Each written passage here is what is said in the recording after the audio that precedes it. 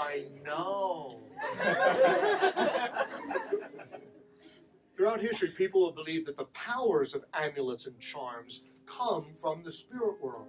Some societies, cultures, such as the animists, believe that there are spirits in everything, in animals, in plants, even in individual objects. Now today, if you ask most people whether they believe in a rabbit's foot or a four-leaf clover, they'll say, no, that's just mere superstition.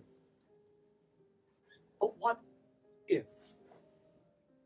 What if, in very, very, very rare instances, at the time of death, our aura, our spirit, our soul, whatever you want to call it, when that energy is released from our body, it manages to stay together in a recognizable form and imprints itself on the environment or an individual object.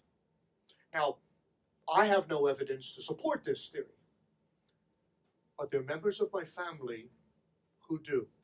My brother-in-law, Randy, well, Randy's passed away now too. But Randy told me that this set of rosary beads belonged to his grandma, Ida. When he was around 15 or 16, Ida passed away. And he made this little shrine and put this little picture of her right there to remember her.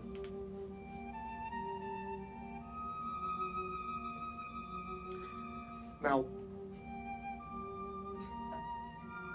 for those of you who are not Catholic, I should explain. Rosary beads are used in meditation and in silent prayer. While you recite the Apostles' Creed, the Our Father, the Protestants know that is the Lord's Prayer, Hail Marys, and so on. Now, I never knew Ida.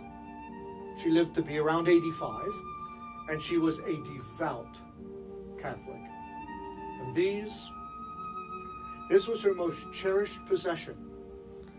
They were given to her by her father for her confirmation gift when she was 13. Now, everybody in Ida's family knew that she wished to be buried with these. And when the sad day came, they were nowhere to be found. They searched everywhere, but in the end, there was no choice. She had to be buried without them.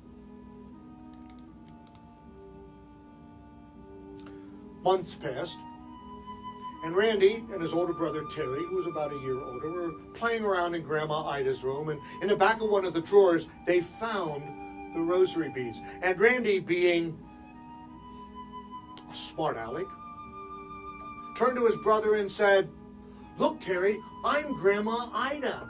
And at that moment, something grabbed at the rosary beads and started to yank them out of her hand. Terry screamed and ran from the room like a little girl. Randy stared at them, and as he let go, they hovered for just a second and then dropped lifeless to the floor. Want to see them? Needless to say, Randy never messed with the rosary beads again. But as I said, he did make this little stand. He set out some devotional candles.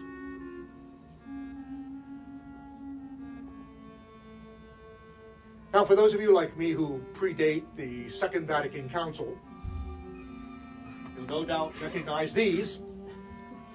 The old Catholic Church collection bag. They had the long pole to go down the pews, down the aisles. Would you please carefully drop down the rosary?